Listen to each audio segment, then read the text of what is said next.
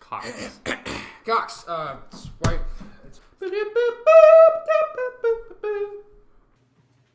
Welcome to Game Report. Here are your hosts. Welcome to Game Report, guys, your one-stop shop for any and all gaming news that happened this week, as well as various interjections for our announcer, Ryan. Random interjections. Thank you, Ryan. Perfect. I'm Andrew McKinney, and this is Jackson Harrell, and we are your hosts for today's episode of Game Report. Now, we do not currently have any sexy female correspondents for your viewing pleasure, and we do apologize for that greatly. But it is in the works. Ryan, how's Tinder going? It's going great. I currently have a total of 0 matches, but that'll change soon. Perfect. That'll be solved in no time. Thank you, Ryan. And now for the news. The open beta for the highly anticipated title Battlefield 1, developed by EA DICE and published by EA, was released on Xbox One, PS4, and PC on August 31st. The beta includes only one map and 2 game modes. It has been met by relatively good despite the initial server problems and a few bugs, the most notable of which causes players to spawn with absolutely no weapons, something that No Man's Sky developer Sean Murray would not consider a bug, but actually a feature. That was some low-hanging fruit there. Hey, it had to be Had to be done. So far, the performance and graphics of the Battlefield 1 beta have been very impressive, and a lot of players have voiced that the Rush game mode has been greatly improved upon the previous games, and also that the sound design has been greatly enhanced. Concerns have been made, though, that the medic class is slightly broken and is not as relevant as it was previously, and that downed players have little visibility for medics to see. The death ticketing system has also been removed, meaning that player deaths actually have no negative impact on one's team in game modes such as Conquest. Some have said that this has negatively impacted the game, making it more Call of Duty-like, which, of course, none of us wants. The Sony title No Man's Sky, developed by Hello Games, is still much of a controversy between gamers. Rumors recently broke out that the PC game client Steam was issuing refunds to customers regardless of playtime. Although many reported that they did in fact receive full refunds to their Steam wallets, neither of our show's correspondents were able to get their $60 back. One of them had only played 4 hours, while the other had somehow managed to play 16 hours of No Man's Sky.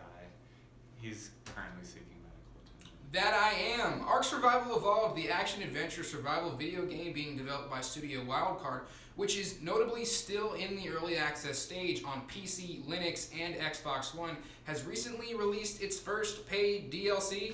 That game isn't even done yet. Exactly. The release caused a 16% rating drop on Steam. Players have stated that they are outraged that the game they paid for and were promised has not yet been finished and delivered. One Steam user stated, "I'm surprised that the Steam system even allows for paid expansions on the early access titles. Like many others here, I found this insulting." The base game, which I guess we have to call a base game now because it has a DLC, still has many notable bugs ranging from dinosaurs clipping into the environment to players losing their entire inventories. But don't worry, for another just $19.99, you can upgrade to the DLC, which fixes none of those issues. All of this controversy begs us to ask the question, should there be more control over early access games? On Thursday, September 1st, an appellate panel in Manhattan dismissed the lawsuit that had been presented by Lindsay Lohan against GTA 5 developers Rockstar Games and Take-Two Interactive Software. Ms. Lohan alleged that the red bikini girl pictured on the game's cover was a direct representation of her.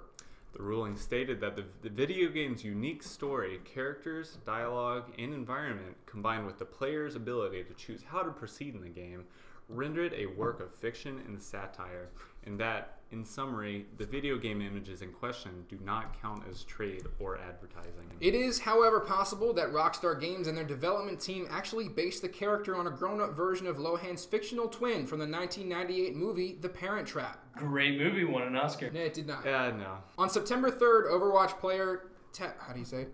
Tazurk. Tazurk announced on his Twitter page that he was the world's first level 1000 player. This feat took him 640 hours of playtime to accomplish, which consisted of 5,221 matches, 75,844 kills, and 32,246 deaths. That's a lot of numbers. Recently, there's been a lot of talk regarding the new free DLC coming from Psionic Labs for Rocket League called Rocket League Rumble. Psyonix describes it as a battle royale style game mode, which, from the trailer, looks reminiscent of the hectic nature of Mario Kart. From what it looks like, this game mode will be played on most of the normal Rocket League maps. In addition to a new game mode, Psyonix will be adding crates and keys. Don't pull out the pitchforks yet. They are doing this in order to fund tournaments and other esport events. Just like the other item drops, there is a random chance for the crates to drop, allowing you to purchase a key for $149 apiece. Each box gives you the chance to obtain an exclusive garage item for your car. In addition to the crates, there will be player trading, where you can trade different items of your choice between players on your respective platform. And that's it for this week's of Game Report. Yeah, a little more. And that's it for this broadcast of Game Report. Come back next week for brand new information, and I don't know. try and I didn't keep you really up to end date. that line. The show is over. Go home. Yes. Thank you for watching. Just go sleep. Good night, everybody.